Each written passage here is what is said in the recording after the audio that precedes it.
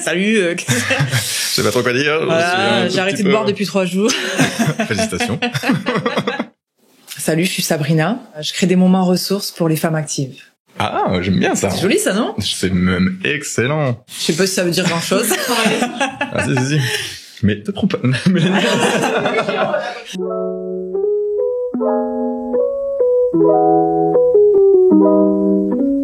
Sabrina, c'est une femme que j'ai rencontrée à une époque où on était alignés sur le même délire de sport, neuneux, on y va, et à la fois avec un brin de conscience de l'autre, genre une attention, mais la priorité c'était quand même le sport, c'était quand même la performance, mais un truc, tu vois.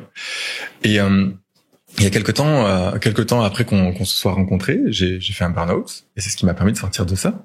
Mais par contre, toi, t'as vécu tout à fait autre chose. C'est-à-dire que t'as commencé à vivre des blessures, t'as commencé à te rendre compte que t'étais dans une quête de performance, qui t'éloignait tranquillement de ton corps, et qu'à la fois ton corps te rappelait par des signaux, genre tu vas te blesser, meuf, t'es en train de te blesser, ah, t'es blessé, mais des petites blessures.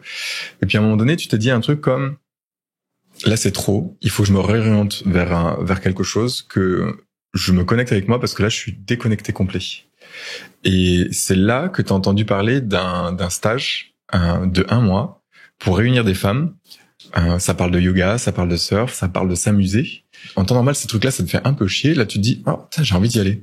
En temps normal, les relations avec les femmes, c'est tellement compliqué parce que ça peut être mesquin, parce que ça peut être plein de trucs comme ça. Et en fait, là, tu te dis, non, en fait, j'ai envie d'aller connecter avec ces femmes. Et là, tu passes 1 mois avec ces femmes et tu passes par plusieurs étapes que tu vas nous décrire. Et derrière, t'as cette reconnexion à toi, cette reconnexion à ta féminité. Et aujourd'hui, tu proposes un environnement que tu viens de décrire. C'est quoi les mots que tu as employés déjà? Je crée des moments ressources pour les femmes actives. Voilà. Waouh, tellement chouette. Bienvenue Sabrina. J'ai complètement ouvert au podcast. Comment tu te sens?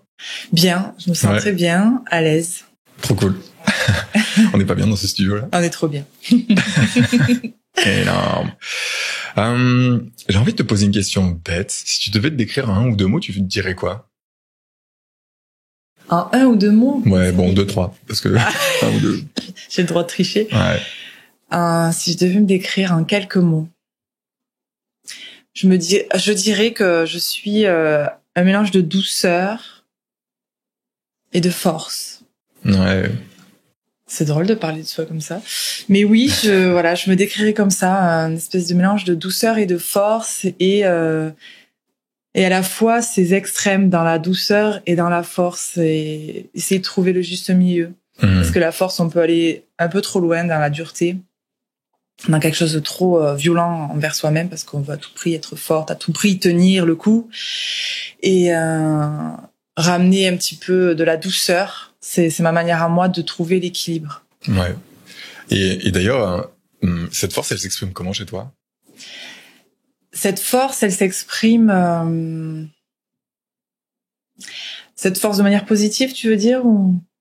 Comment? Dans tout. Dans les deux sens, parce que j'imagine qu'il y a du bon et du moins bon. Exactement, c'est ça, en fait. Elle peut... je pense que j'ai trouvé... ma force, auparavant, elle s'exprimait dans quelque chose où je me mettais une façade, où je me mettais une armure, j'avais des épaulettes énormes, j'étais là...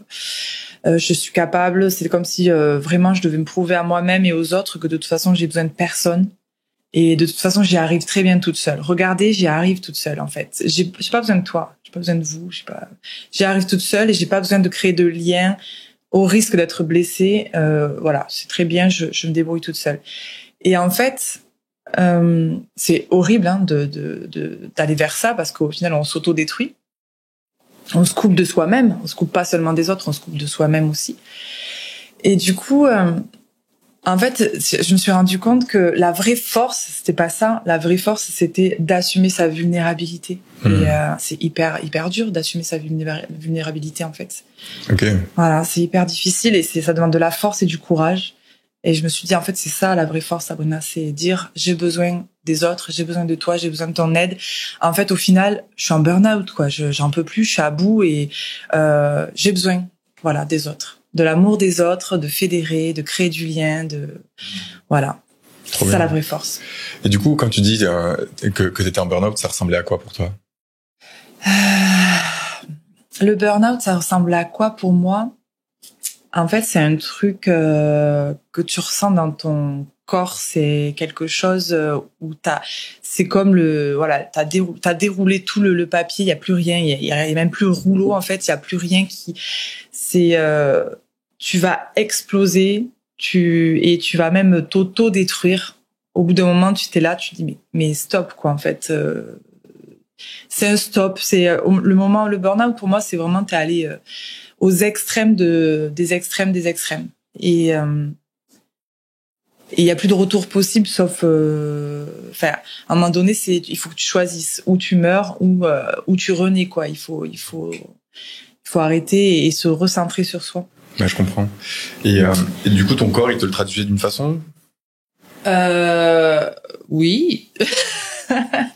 Et oui, il le traduit moi, c'est surtout aussi dans la tête. C'est vraiment quand je suis trop dans le faire. Il faut que je fasse.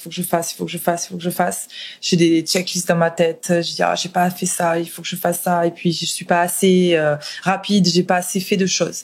Et au bout d'un moment, je me dis, je m'épuise. Je suis fatiguée. Je ressens une grosse fatigue physique, une grosse fatigue.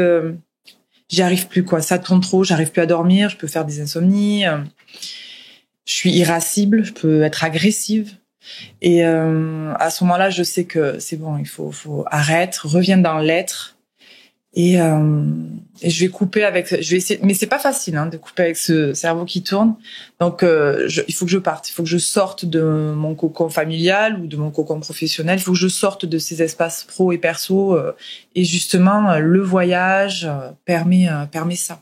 Okay. Les retraites yoga permettent ça. Tu dis les voyages, les retraites permettent ça parce que ça t'a ouvert des portes, c'est ça? Complètement. Cool. Ouais. Avant que tu nous parles de ça, j'ai envie de savoir, c'était quoi ton rapport avec les femmes avant? Mon rapport avec les femmes, c'était un peu le rapport que j'avais avec moi-même avant. C'était un peu le même rapport. En fait, j'avais un rapport avec les femmes inexistant. Il y avait aucun lien.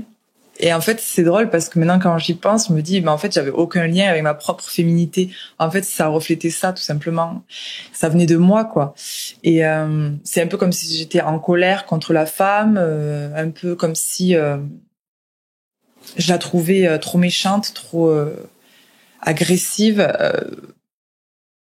Ça me rappelle aussi l'histoire avec ma mère, en fait.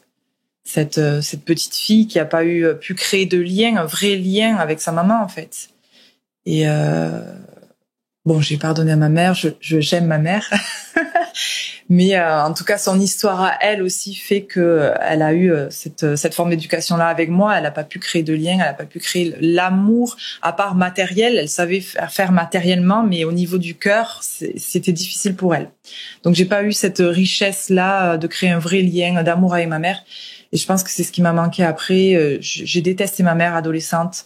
J'ai détesté les femmes. Je me suis détestée. Voilà. Et qu'est-ce qui a fait du coup que là t'entends parler de ce stage-là, 1 mois avec des meufs les unes sur les autres, là c'est quoi? Qu'est-ce qui se passe? J'arrive à une période de ma vie où j'ai tout donné en fait. Je suis allée au bout en mode burn-out. J'ai quand même fait une reconversion. Je me suis réorientée vers un métier de cœur, le coaching. Je suis passée par prof de finesse. C'était la première étape apparemment. Et du coup, avec ce métier-là de coach sportif, c'était vraiment essentiellement dans le corps. Donc, c'est la performance du corps. Et les femmes aussi qui venaient me voir, elles étaient aussi dans la performance du corps. Et au bout d'un moment, moi, je me blessais. Et elles, je voyais aussi qu'elles étaient prêtes à tout, des régimes, du sport, sans aimer le sport. Je fais du sport parce que je veux perdre ce bourrelet-là, en fait. Mais ça avait plus de sens. Il y avait plus rien qui avait de sens.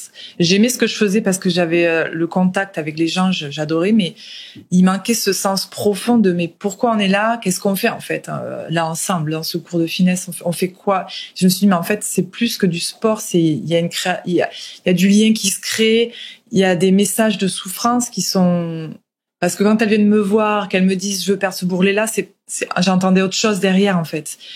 Et j'avais envie de creuser.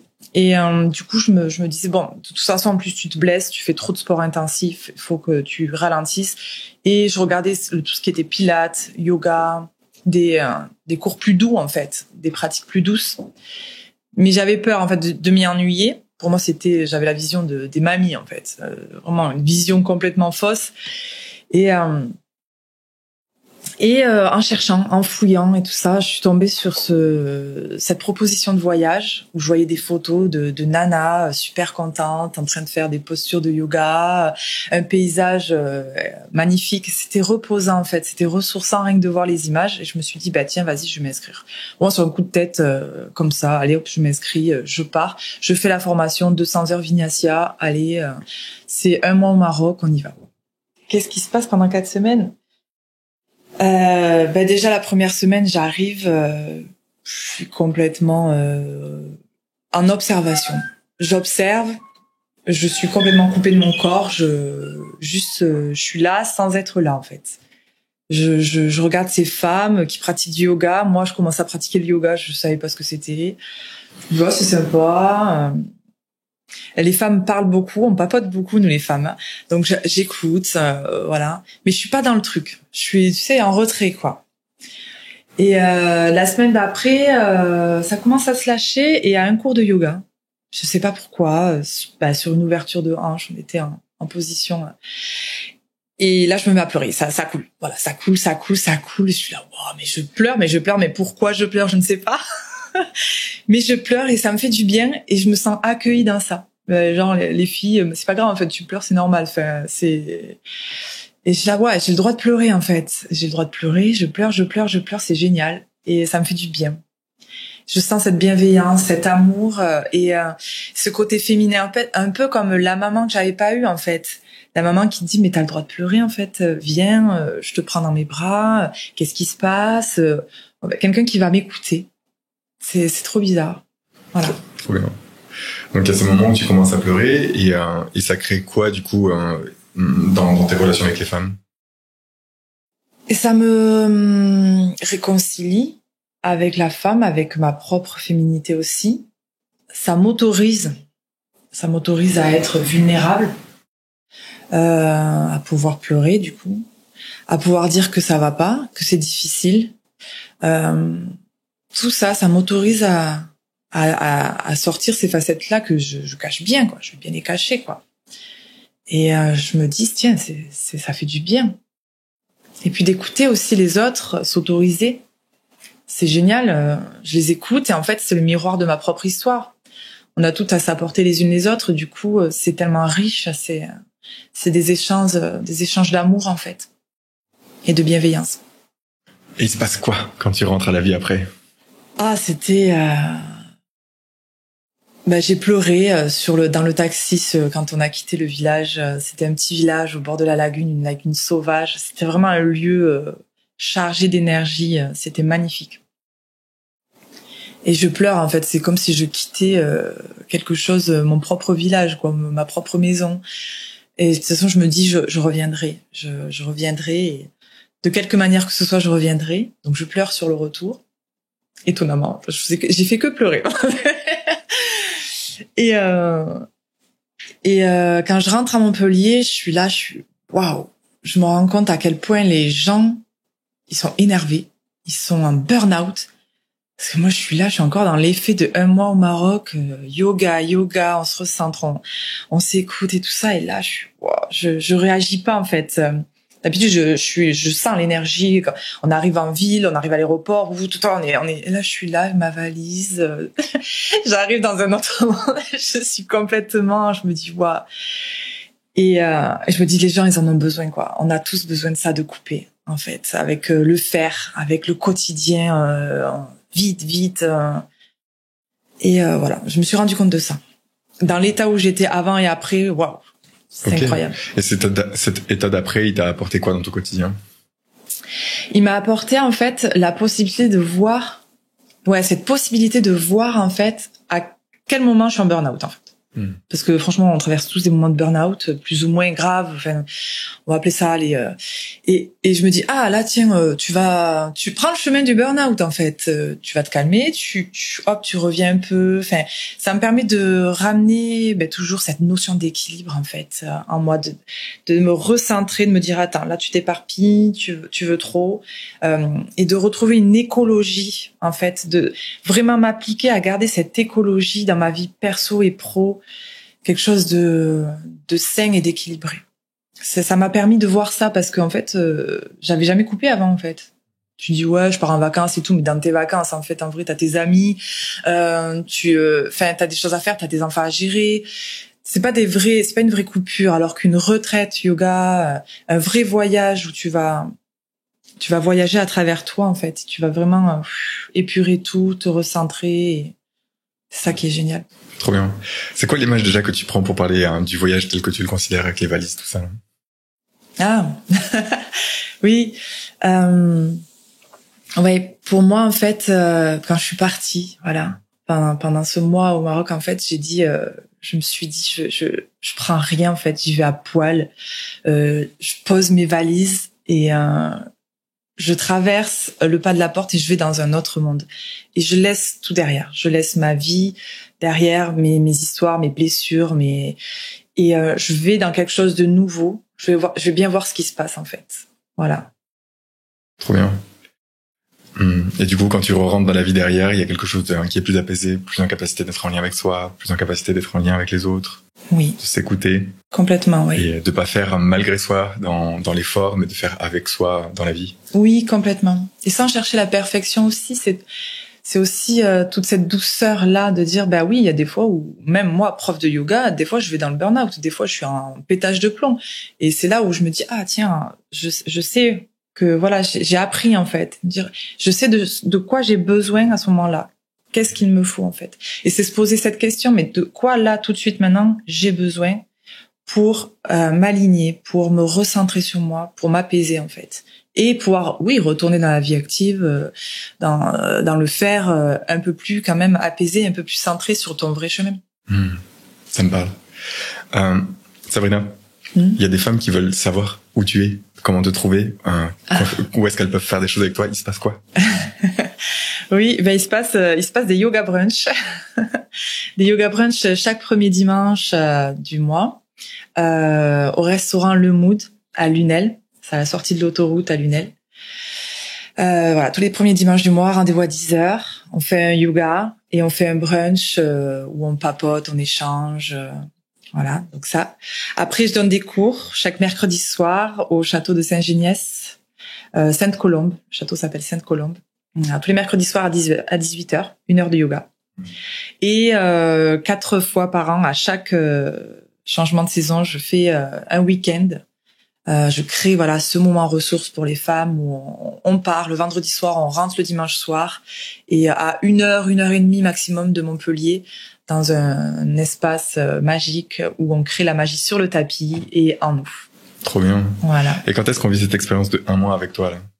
Oh là là, j'ai hâte. Oui, c'est dans les papiers, c'est dans le cœur, ça se crée tout doucement. J'ai très envie, j'y pense, donc ça se construit. Je vous invite à passer un moment pour vous, à passer un moment avec moi, du coup, où je vais vous guider vers vous-même, sous le format de 1 heure pour un cours de yoga, sous le format d'une demi-journée avec le yoga brunch, ou un peu plus long week-end, et peut-être bientôt un peu plus long sur 1 semaine, 1 mois, à vous ressourcer, à vous retrouver dans ce cocon entre femmes, pour repartir avec beaucoup plus d'énergie, beaucoup plus d'élan dans votre vie active et beaucoup plus aligné, comme si vous aviez pu retrouver les réponses à vos questions. Des fois, on perd le chemin, on perd sa route, et grâce à ces voyages, à ces moments ressources, on peut se recentrer et repartir sur nos vraies aspirations, nos vrais dons, ce que j'ai vécu, voilà, tout au long de ce voyage de 1 mois au Maroc.